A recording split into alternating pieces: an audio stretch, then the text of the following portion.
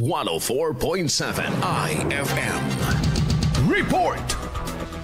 Isinagawa ang profiling para sa mga magiging benepisyaryo ng nakatakdang slaughterhouse subproject sa Batac, Ilocos Norte sa pangunguna ng Department of Agriculture, Philippine Rural Development Project, Regional Project Coordination Office Ilocos kasama ang Project Support Office. 4 na araw isinagawa ang naturang profiling kung saan sumailalim ang ilan sa inaasahang benepisyaryo tulad ng mga hog raisers, meat vendors at processors. Maingat na ebalwasyon ang isinagawa sa mga ito upang malaman ang kasalukuyang kalagayan ng livestock farming sa naturang lokalidad at maging proseso ng pag-aangkat ng karne mula sa farm hanggang sa pamilihan. Makatutulong rin umano ito upang malaman ang mga target na interbensyon at investment sa livestock. Kasama mo mula rito sa IFM Dagupan, ito si Idol Juana De Vera, Tatak IFM.